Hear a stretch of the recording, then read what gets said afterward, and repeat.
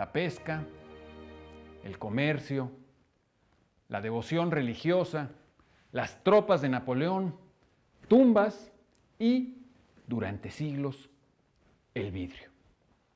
Una larga historia ha dado fama a Murano. Se trata de un conjunto de pequeñas islas cuya superficie total no rebasa los 5 kilómetros cuadrados.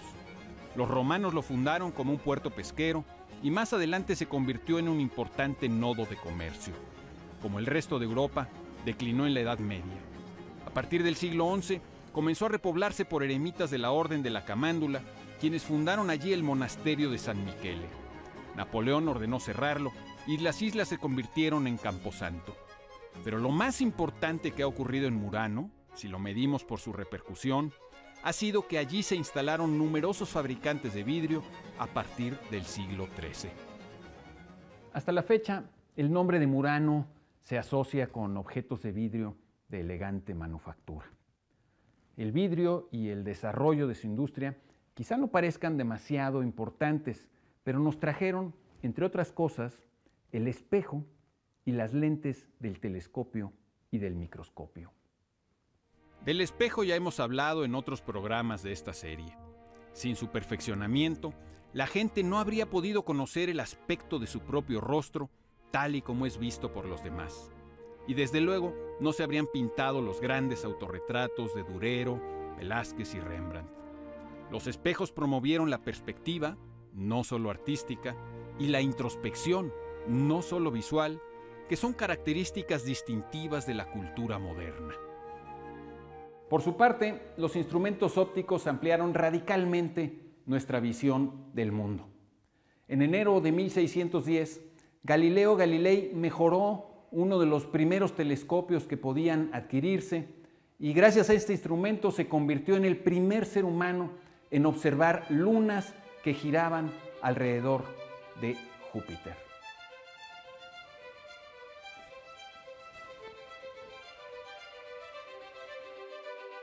De nuevo, este descubrimiento no parece demasiado importante, pero en aquel momento la astronomía oficial, apoyada por la Iglesia y por los intelectuales desde hacía 15 siglos, decía que todos los cuerpos del universo, el Sol, las estrellas, los cometas, giraban alrededor de la Tierra sin excepción.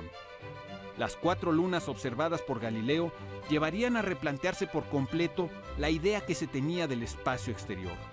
La Tierra no ocupaba un lugar tan central e importante en el cosmos como el que había planteado Ptolomeo en su Almagesto. Las lentes y espejos hechos de vidrio también nos revelaron un insospechado mundo minúsculo. En la segunda mitad del mismo siglo XVII, un vendedor de paños holandés llamado Antoine Philips van Leeuwenhoek ideó una nueva forma de producir lentes esféricas con gran potencia de aumento que él quería utilizar en principio para analizar los hilos de su mercancía. Con ellas pudo observar por vez primera un microorganismo. Como la muestra de donde lo había tomado era una infusión de heno, a lo que hoy sabemos que es un protozoario, un ciliófolo del reino protista, se le puso por nombre infusorio. Casi al mismo tiempo, su contemporáneo Robert Hooke publicó el primer catálogo ilustrado de plantas y de insectos mirados a la luz del microscopio. El volumen llevaba por título Micrografía y algunos creen que fue el primer bestseller científico. Hooke también observó los restos de las células de un corcho y las llamó así, células o celdas, cells en inglés, por su semejanza con las de un panal de abejas. Los microorganismos habían llamado la atención de los científicos, renuentes en un principio a aceptar su existencia, pero no parecían tener la menor importancia para la gente común. Sin embargo, en 1876, gracias a los microscopios, Robert Koch pudo establecer una relación causal directa entre un microorganismo y una enfermedad.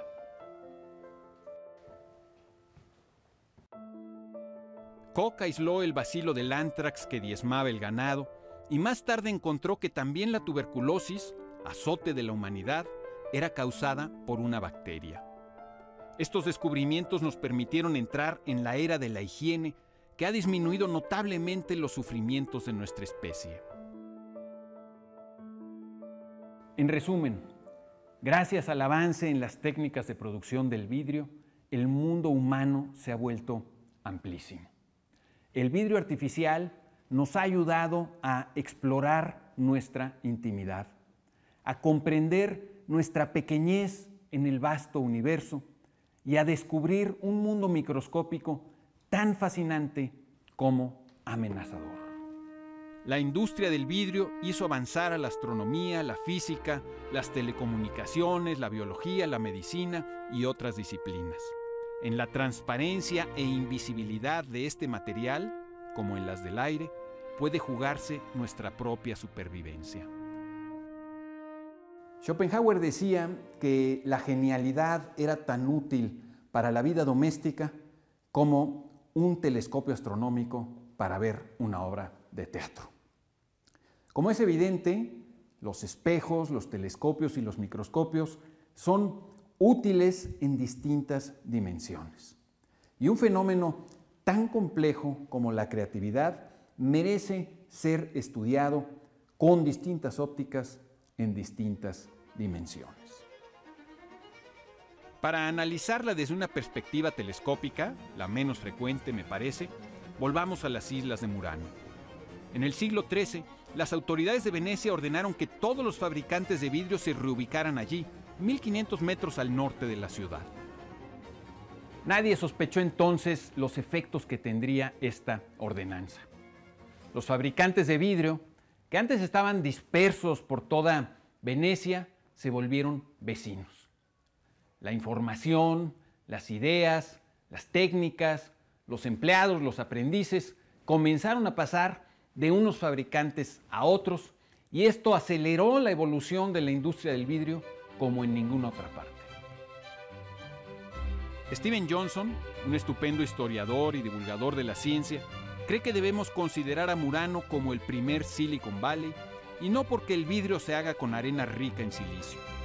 Si hubiéramos contado con un telescopio que detectara el movimiento de la información, habríamos visto que las distintas fábricas de vidrio en Murano eran como nodos de una densa y ajetreada red. Las redes son el terreno fértil para la creatividad.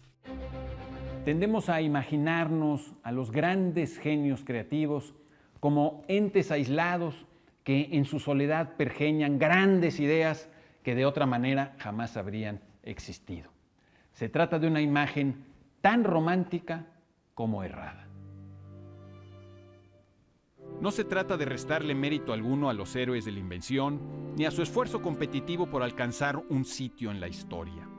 Es así como se ven a simple vista.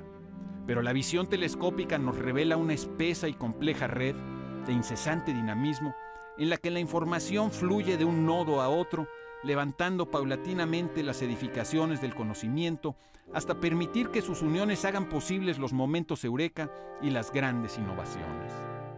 Esta red, esta urdimbre titilante, explica muchas cosas. Por ejemplo, en el mismo año en el que Galileo descubría las lunas más grandes de Júpiter, casi en el mismo mes, otro astrónomo, el alemán Simon Marius, hacía la misma observación. Y es que una vez que se tienen microscopios y que avanza su tecnología, era inminente que se descubriera que, salvo la Luna, ningún cuerpo celeste gira alrededor de la Tierra.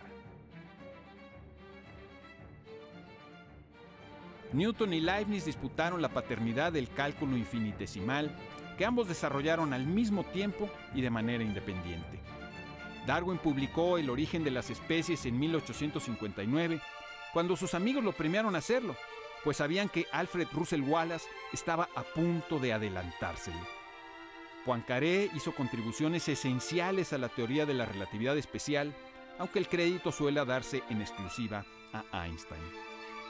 Las grandes innovaciones casi simultáneas no son la excepción, sino la regla.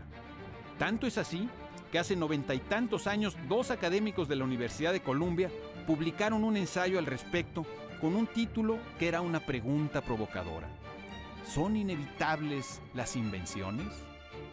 Para terminar, volvamos por última vez al Véneto.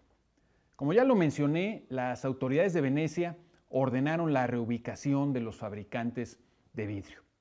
Esta ordenanza no obedecía a ninguna razón positiva que tuviera que ver con el mejoramiento de la industria. Al contrario, la decisión de expulsarlos a Murano se tomó por miedo.